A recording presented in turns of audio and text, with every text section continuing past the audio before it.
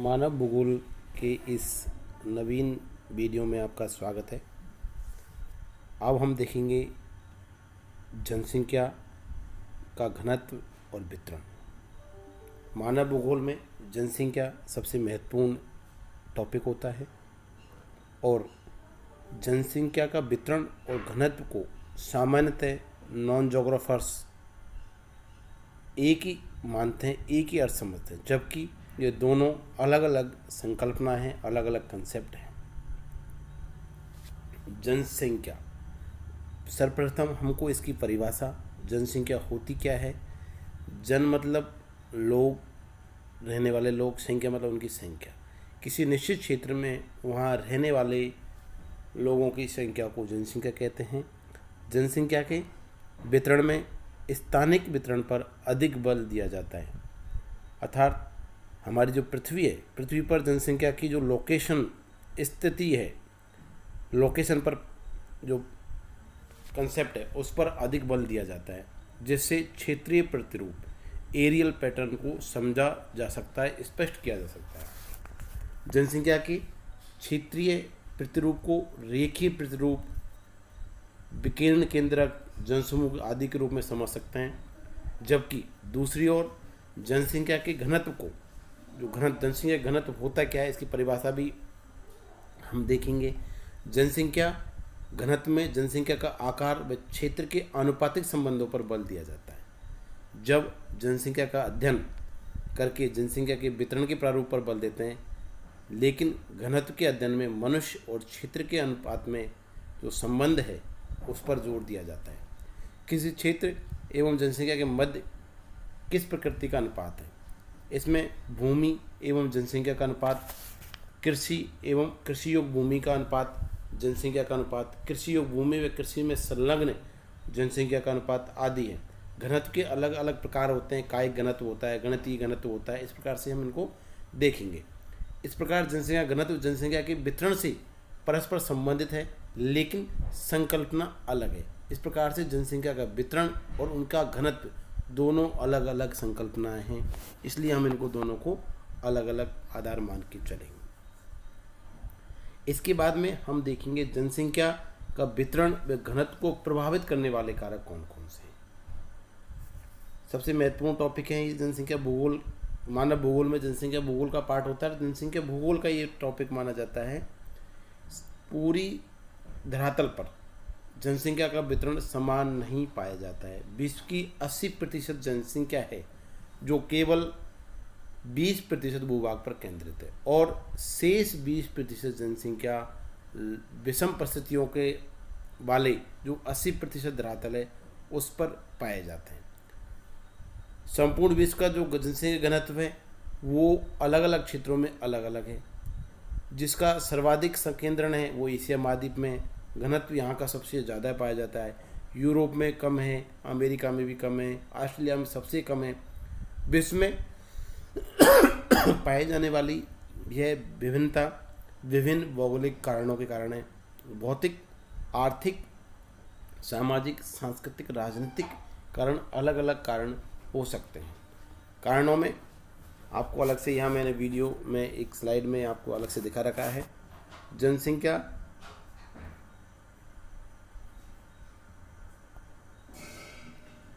प्राकृतिक कारण, आर्थिक कारक और सामाजिक सांस्कृतिक कारक, ये अलग अलग कारक है। प्राकृतिक कारक या फिजिकल फैक्टर्स, ये भौतिक जो कारक है वो सबसे महत्वपूर्ण होता है। और भौतिक कारक है उसमें अलग अलग पॉइंट है। पहला स्थिति, दूसरा उच्चावच, तीसरा जलवायु, चौथा मृदा। तो इस वीडियो में हम स्थिति, उच्चावच, जलवायु और मृदा के बारे में ही पढ़ेंगे, और नेक्स्ट वीडियो में हम पढ़ेंगे आर्थिक कारकों के बारे में। जनसंख्या वितरण पर विश्व के जो विभिन्न क्षेत्र हैं उसमें स्थिति का सबसे महत्वपूर्ण प्रभाव पड़ता है। सर्वप्रथम हम देख रहे हैं स्थिति।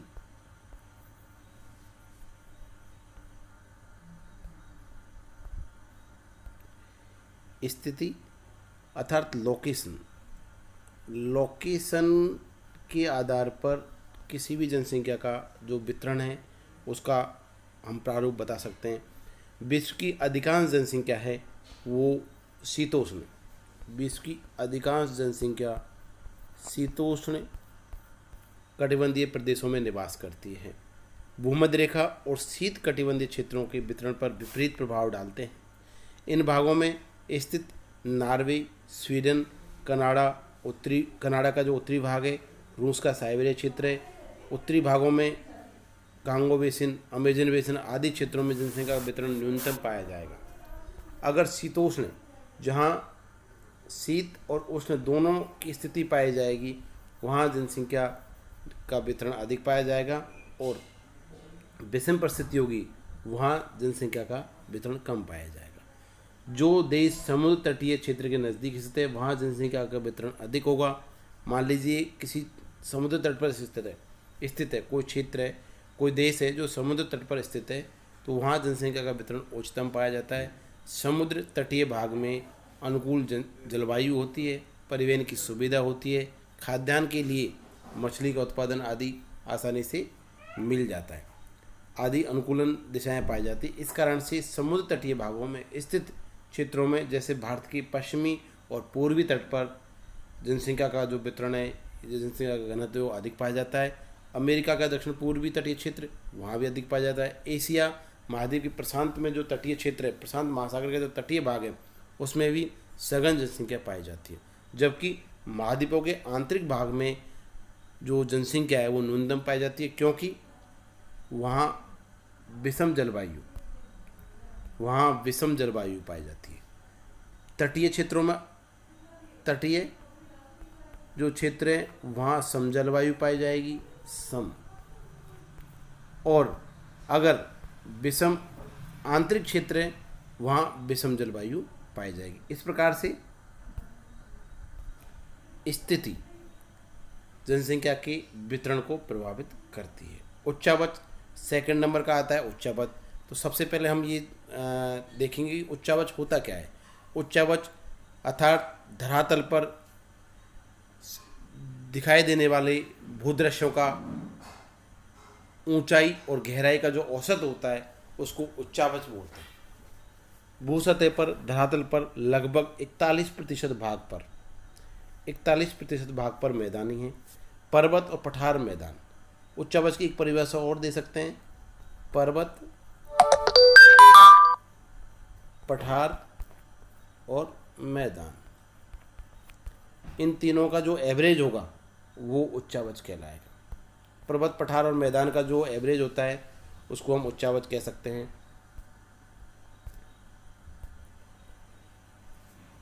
पृथ्वी के जो संपूर्ण धरातल है उसका 41% भाग मैदानी है। विश्व के अधिकांश जो जनसंख्या है वो नदियों द्वारा निर्मित मैदानी भाग में निवास करती है, क्योंकि मैदान समतल भाग के होते हैं जहाँ कृषि, उद्योग, परिवहन आदि आर्थिक क्रियाओं का सघन जाल सा फैला हुआ है।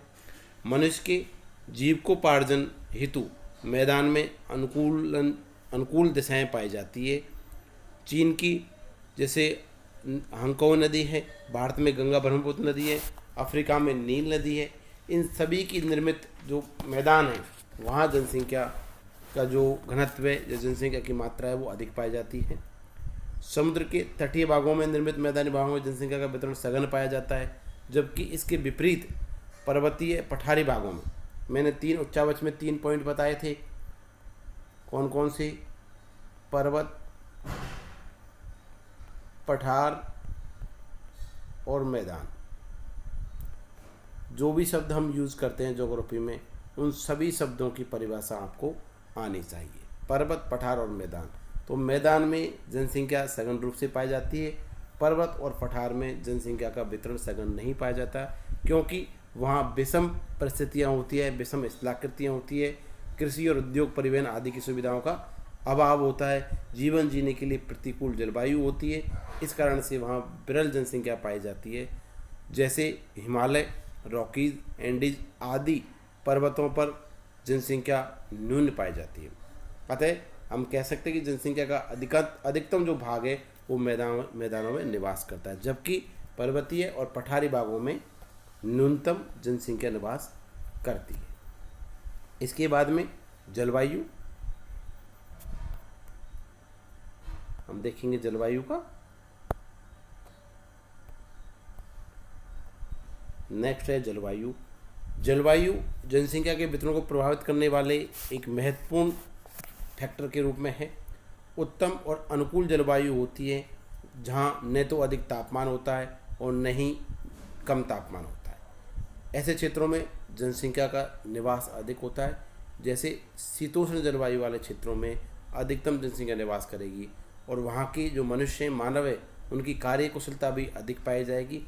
जैसे यूरोपीय देशों में, भारत में, दक्षिण पूर्वी एशिया में मानसून जलवायु स्थित है।